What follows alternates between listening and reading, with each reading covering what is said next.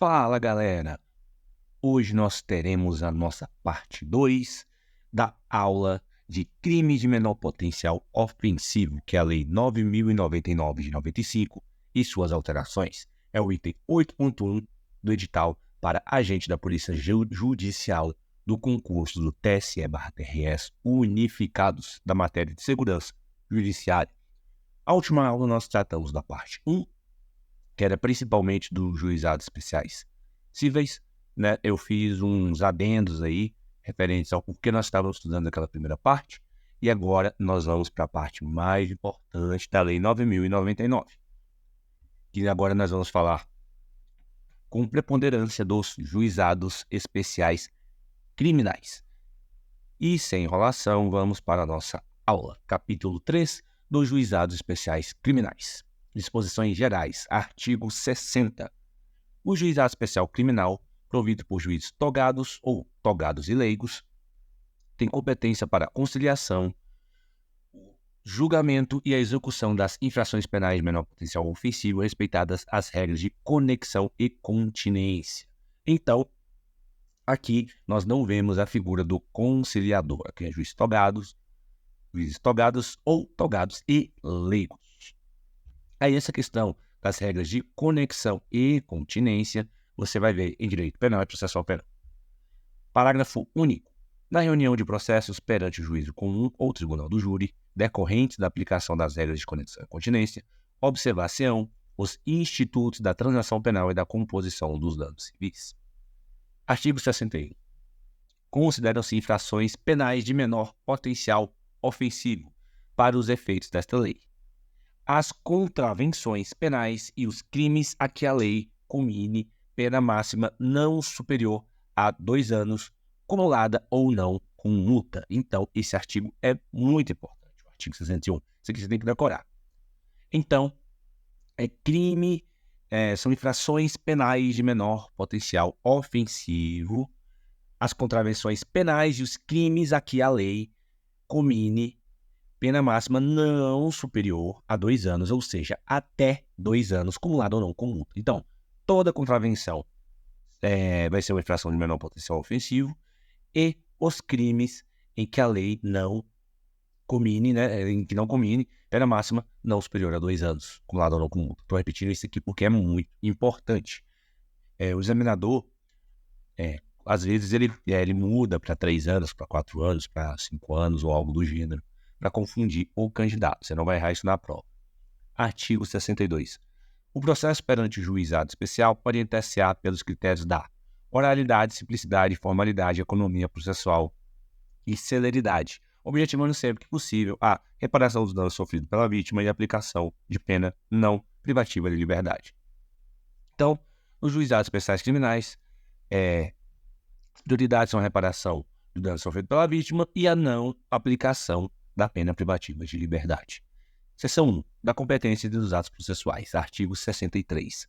A competência do juizado especial será determinada pelo lugar em que foi praticada a infração penal. Ou seja, onde foi praticada a infração penal é o local de competência daquele juizado especial. Artigo 64. Os atos processuais serão públicos e poderão realizar-se em horário noturno e em qualquer dia da semana, conforme dispuserem as normas de organização judiciária. Artigo 65. Os atos processuais serão válidos sempre que preencherem as finalidades para as quais forem realizados, atendidos os critérios indicados no artigo 62 desta lei. Parágrafo 1º. Não se pronunciará qualquer nulidade sem que tenha havido prejuízo. Parágrafo 2º. A prática de atos processuais em outras comarcas poderá ser solicitada por qualquer meio hábil de comunicação. Parágrafo 3º. Serão objeto de registro escrito exclusivamente os atos havidos por essenciais. Os atos realizados em audiência de instrução ou julgamento poderão ser gravados em fita magnética ou equivalente. Artigo 66. A citação será pessoal e faciar no próprio juizado sempre que possível, ou por mandado. Parágrafo único. Não encontrado o acusado, para ser citado, o juiz encaminhará as peças existentes ao juízo comum para adoção do procedimento previsto em lei. Ou seja, não encontrou o acusado, então as peças vão para o juízo comum e todas o trâmite ali da justiça comum, eles serão tomados. Beleza? Artigo 67. A intimação far-se-á por correspondência, com o aviso de recebimento pessoal ou tratando-se de pessoa jurídica ou firma individual, mediante entrega ao encarregado da recepção, que será obrigatoriamente identificado, ou sendo necessário por oficial de justiça, independentemente de mandado ou carta precatória, ou ainda por qualquer meio idôneo de comunicação, que é semelhante à questão dos juizados especiais cíveis também. Parágrafo único. Os atos praticados em audiência considerar-se-ão desde logo cientes as partes interessados e defensores. Artigo 68. Do fato de intimação, aliás, do ato da intimação do autor, do fato e do mandado, de citação do acusado, constará a necessidade de seu comparecimento acompanhado de advogado, com a advertência de que, na sua falta, ser-lhe-á designado defensor público. Então, diferente, né, do juizado especial civil, aqui precisa de advogado. Senão vai ser nomeado aí um defensor público. Seção 2. Da fase preliminar. Artigo 69.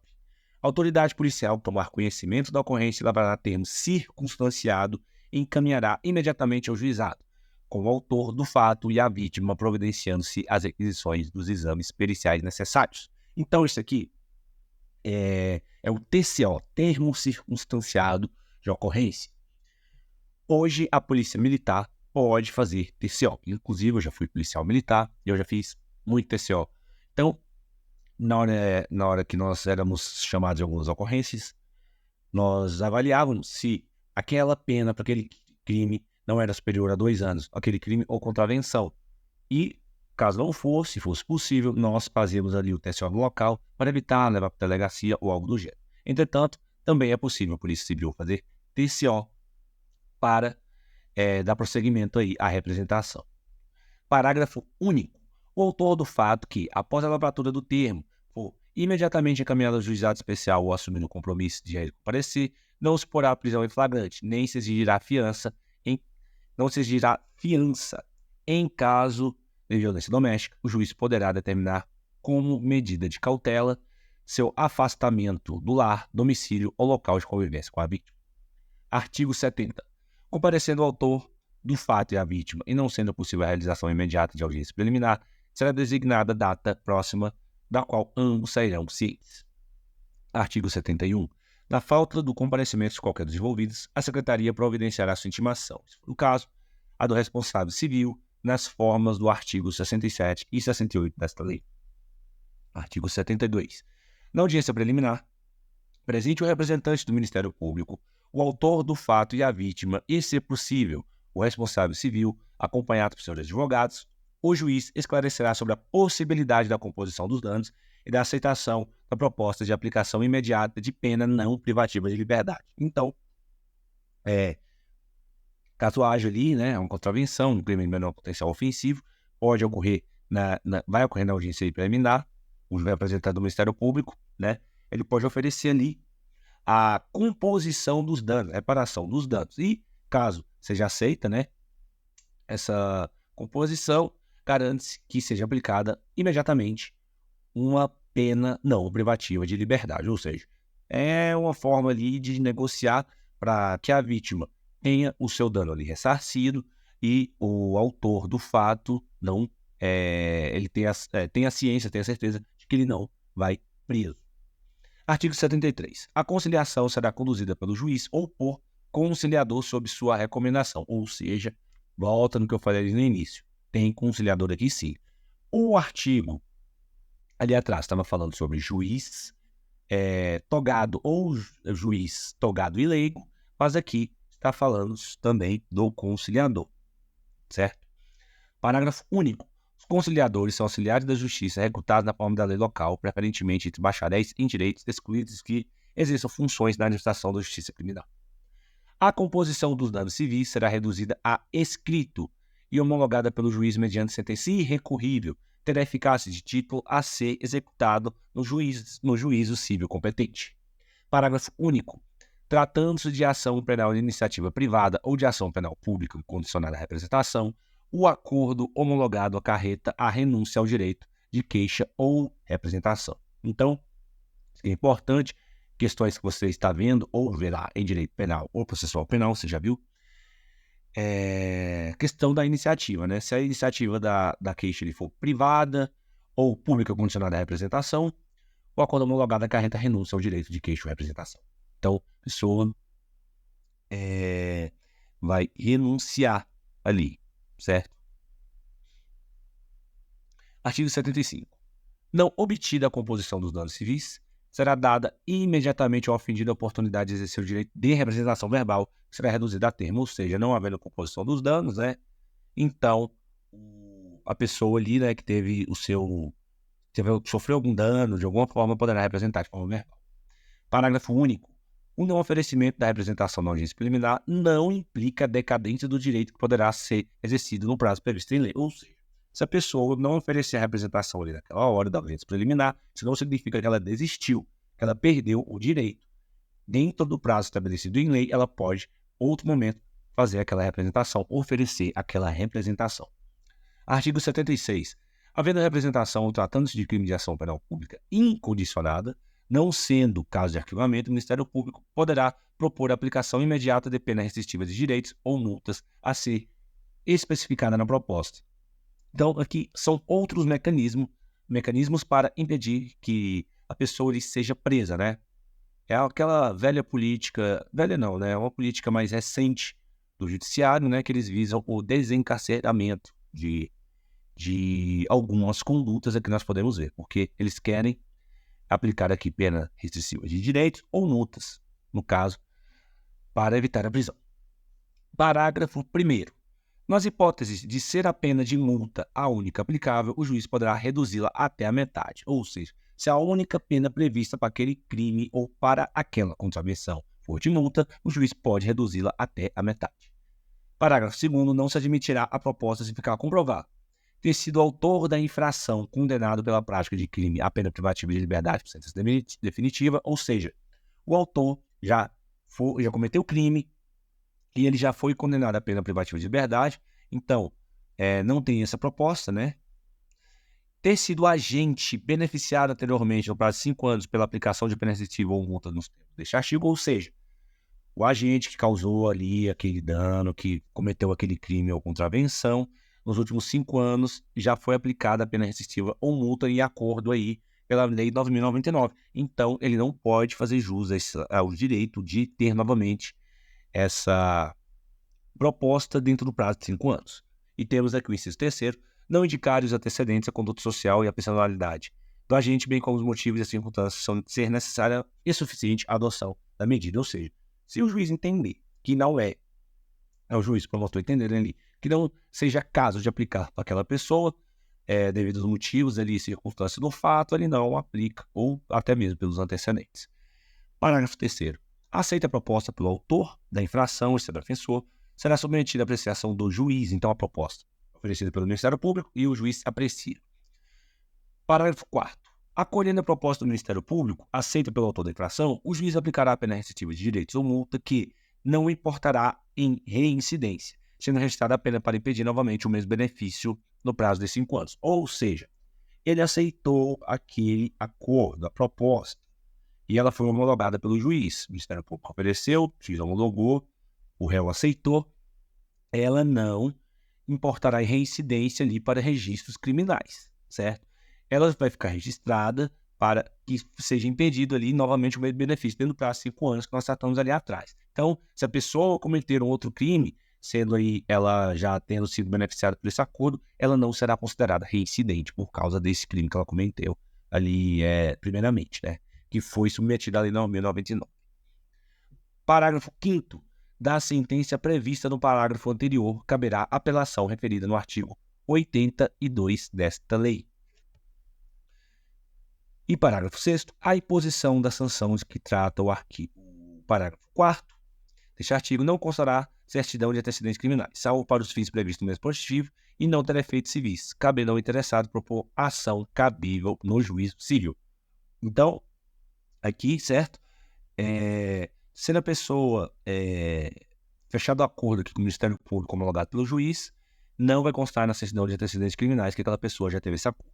Só para o previsto no mesmo dispositivo, ou seja, para que ela não tenha, para que fique registrado ali que ela já foi, teve esse acordo para que, no caso, se ela cometer alguma infração de menor potencial ofensivo, um crime em que a pena não seja superior a 2 anos, nos próximos 5 anos, ela não tenha direito de novo esse acordo. E também isso aí não tem efeitos civis. Cabe ao interessado por ação civil, caso ele queira uma reparação diferente ali, outra coisa do gênero. Seção 3 do procedimento sumaríssimo. Artigo 77. Na ação penal de iniciativa pública, quando não houver aplicação de pena, pela ausência do autor do fato ou pela não ocorrência da hipótese prevista no artigo 76 dessa lei, o Ministério Público oferecerá ao juiz de imediato denúncia oral, se não houver necessidade de diligências imprescindíveis. Ou seja, aqui, essa questão do procedimento sumaríssimo é que ele seja o mais breve, o mais abreviado possível para dar celeridade ao processo. Parágrafo 1º. Para o oferecimento da denúncia, que será elaborada com base no termo da ocorrência referido no artigo 69 desta lei, com dispensa do inquérito policial, prescindir-se-á do exame de delito quando a materialidade do crime estiver aferida no boletim médico ou prova equivalente. Ou seja, feito o TCO, não precisa de inquérito, certo? A denúncia vai ser oferecida com base naquele tempo circunstanciado. Tanto é que, quando nós íamos fazer um termo circunstanciado, pedia-se para a gente muita cautela, fazer o termo bem direitinho, porque aquilo ali vai ser usado de base para o promotor oferecer ou não a denúncia ali no processo. Parágrafo 2º. Se a complexidade ou circunstância do caso não permitirem a formulação da denúncia, o Ministério Público poderá requerer ao juiz o encaminhamento das peças existentes na forma do parágrafo único do artigo 66 desta lei. Parágrafo 3º. Na ação penal de iniciativa do ofendido, poderá ser oferecida queixa oral, cabendo ao juiz verificar se a complexidade e circunstâncias do caso determinam a adoção das providências previstas no parágrafo único do artigo 66 desta lei. Artigo 78. Oferecida a denúncia ou a queixa será reduzida a termo, entregando-se cópia ao acusado, que com ela ficará citado e imediatamente cientificado da designação de dia e hora para a audiência de instrução e julgamento, do qual também tomarão ciência o Ministério Público, o ofendido, o responsável civil e seus advogados. Parágrafo 1º. Se o acusado não estiver presente, será citado na forma dos artigos 66 e 68 dessa lei e cientificado da data da audiência de instrução e julgamento, devendo a ela trazer suas testemunhas ou apresentar requerimento para intimação, no mínimo 5 dias antes da sua realização. Parágrafo 2º. Não estando presentes o ofendido e o responsável civil, serão intimados no termo do artigo 67 desta lei para comparecer à audiência da instrução e julgamento. Parágrafo 3º. As testemunhas arroladas serão intimadas da forma prevista no artigo 67 desta lei. Artigo 79. No dia e hora designados para a audiência da instrução e julgamento, se na fase preliminar não tiver havido a possibilidade de tentativa de conciliação e de oferecimento da proposta do Ministério Público, proceder-se-á nos termos do artigo 72, 73, 74 e 75 dessa lei. Depois, vocês para uma remissão, vocês vão voltar nestes artigos para ler. Porque como eu falei na primeira parte desta aula, que foi a última aula que nós gravamos aqui, vocês têm que ler essa lei. Ler a lei seca é sua obrigação e você vai fazer isso. Artigo 80. Nenhum ato será adiado determinando o juiz, quando imprescindível a condução coercitiva de quem deva comparecer. Artigo 81. Aberta a audiência, será dada a palavra ao defensor para responder à acusação, após o que o juiz receberá ou não a denúncia ou a queixa. Havendo recebimento, serão ouvidas a vítima e as testemunhas de acusação e defesa, interrogando-se a seguir o acusado, se presente, passando imediatamente aos debates orais e à aprovação da sentença. Todas as provas serão produzidas na audiência da instrução e julgamento, podendo o juiz limitar ou excluir as que considerar excessivas, impertinentes ou protelatórias. Artigo 1º-O. Aqui é o parágrafo, né? Parágrafo 1º-A. Durante a audiência, todas as partes e demais sujeitos processuais presentes no ato deverão respeitar a dignidade da vítima, sob pena de responsabilização civil, penal e administrativa, cabendo ao juiz garantir o cumprimento do disposto neste artigo. Vedadas. Inciso 1. A manifestação sobre circunstâncias ou elementos alheios aos fatos objetivo da apuração dos autos. Inciso 2. A utilização da linguagem de informações de material que ofenda a dignidade da vítima ou testemunhas. Isso aqui é uma questão nova, né? Vocês estão vendo aí, incluído pela Lei 14.245 de 2021, para proteger a dignidade da vítima. Parágrafo 2º. De tudo ocorrido na audiência, será lavrado termo, assinado pelo juiz e pelas partes, contendo breve resumo dos fatos relevantes ocorridos em audiência e sentença. Parágrafo 3º. A sentença dispensada do relatório mencionará os elementos de convicção do juiz. Artigo 82. Da decisão de rejeição da denúncia ou a queixa e da sentença caberá apelação, que poderá ser julgada por turma composta de 3 juízes em exercício no primeiro grau de jurisdição reunidos na sede do juizado, ou seja, rejeitou a denúncia ou a queixa e também da sentença caberá apelação. E a apelação será julgada por uma turma aí com 3 juízes, uma banca com 3 juízes. Parágrafo 1º. A apelação será interposta no prazo de 10 dias, contados da ciência da sentença pelo Ministério Público, pelo réu e seu defensor, por petição escrita, da qual constarão as razões a pedido do recorrente. Ou seja, rejeitou ali a denúncia ou a queixa, o MP, o réu e seu defensor terão 10 dias para fazer aí a interposição desse recurso. Aliás, da apelação, né? Parágrafo 2º. O recorrente será intimado para oferecer resposta escrita no prazo de 10 dias. Parágrafo 3º. As partes poderão requerer a transcrição da gravação da fita magnética a que alude o parágrafo 3º do artigo 65 desta lei. As partes serão intimadas da data da sessão de julgamento pela imprensa e, se a sentença for confirmada pelos próprios fundamentos, a súmula do julgamento servirá de acórdão. Artigo 83. Cabem embargos de declaração quando em sentença ou acórdão houver obscuridade, contradição ou omissão. Parágrafo 1º. Os embargos de declaração serão opostos por escrito ou oralmente no prazo de 5 dias contados da ciência da decisão. Parágrafo 2º. Os embargos da declaração interrompem o prazo para interposição de recurso, ou seja, de um efeito suspensivo. E parágrafo 3º. Os erros materiais podem ser corrigidos de ofício. Seção 4 da execução. Artigo 84. Aplicada exclusivamente pena de multa se seu cumprimento facear mediante pagamento na Secretaria do Juizado. Parágrafo único. Efetuado o pagamento, o juiz declarará extinta a punibilidade, determinando que a condenação não fique constando dos registros criminais, exceto para fins de requisição judicial. Artigo 85. Não efetuado o pagamento de multa, será feita a conversão em pena privativa de liberdade ou rescistiva de direito nos termos previstos em lei. Artigo 86. A execução das penas privativas de liberdade restritiva de direitos ou de multas acumuladas como estas será processada perante o órgão competente nos termos da lei. Seção 5. Das despesas processuais.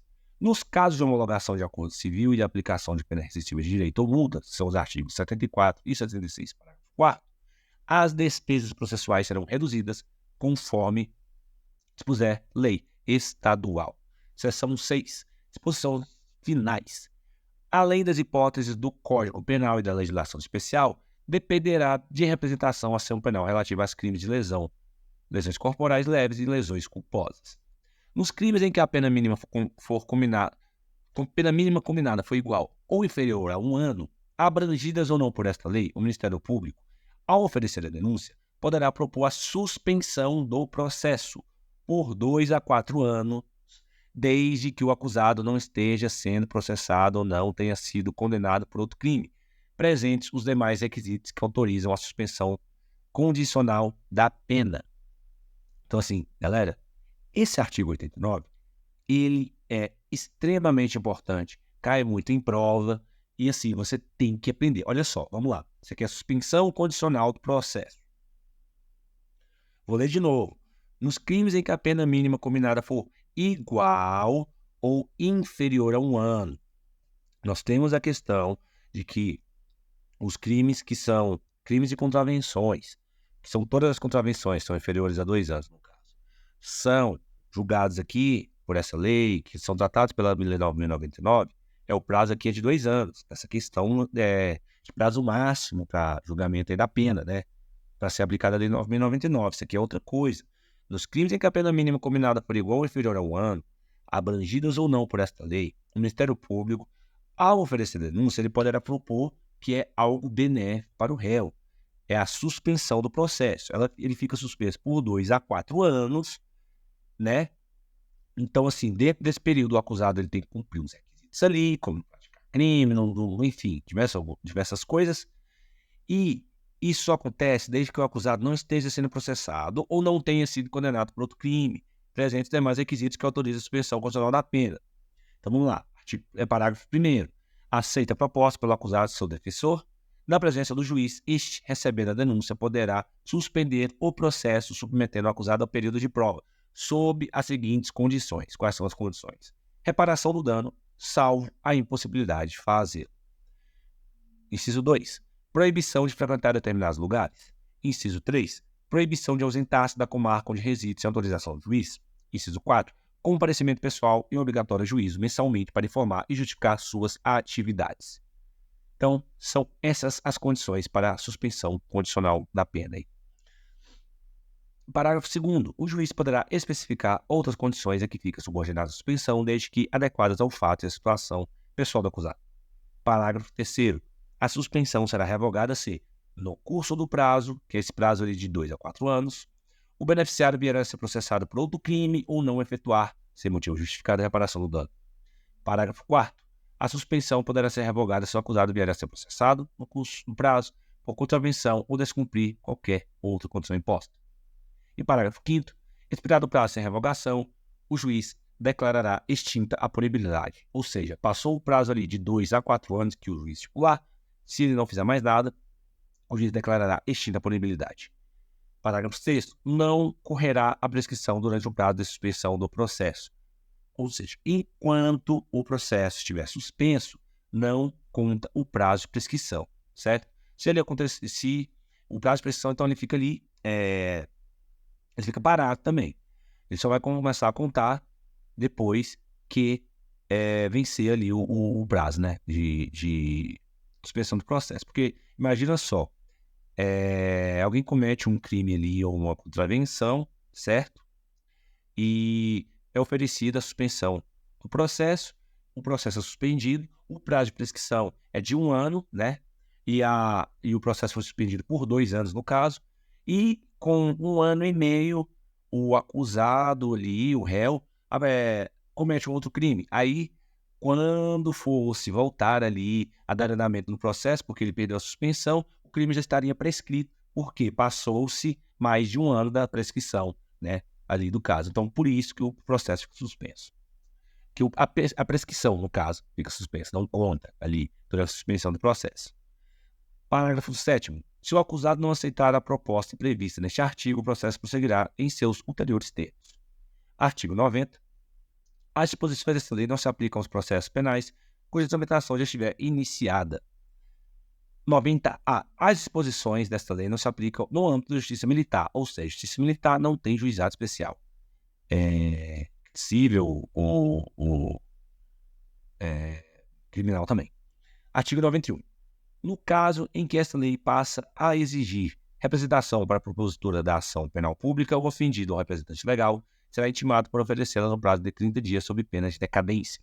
Ou seja, se tiver que ter ação, se for de ação penal pública ali, a propositura da ação tem 30 dias para oferecer ali, tá? A representação.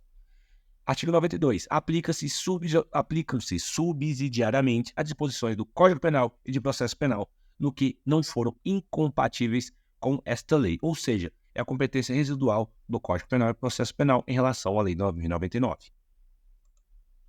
Capítulo 4. Disposições finais e comuns.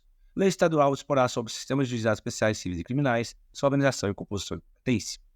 94. Os serviços de cartório poderão ser prestados e as audiências realizadas fora da sede da comarca, em bairros ou cidades a ela pertencentes, ocupando instalações de prédios públicos, de acordo com audiências previamente anunciadas. Artigo 95. Os Estados, Distrito Federal e territórios criarão e instalarão os juizados especiais no prazo de 6 meses a contar da vigência dessa lei. Parágrafo único.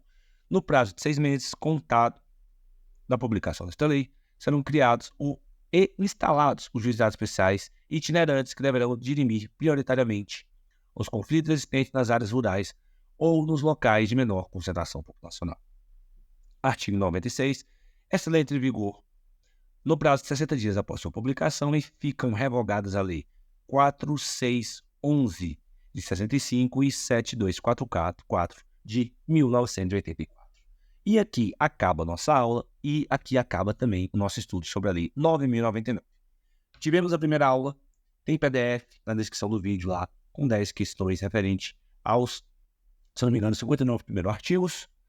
Agora também tem PDF com questões, com 10 questões referentes aos artigos 60 até o 97. Então, tem 20 questões inéditas para vocês fazerem, certo? Tratamos a Lei 9.099, vamos fazendo comentários e eu acho que isso é o bastante para vocês estar bem na prova. Então, mais uma vez, eu agradeço pela audiência e, se você não é inscrito no canal, se inscreva, vai lá no Instagram, comece a seguir a página do canal também no Instagram, compartilhe esse vídeo, dê like, comente o que você achou, se você tem alguma dúvida, se tem alguma sugestão. E é isso aí. Valeu, galera. Falou!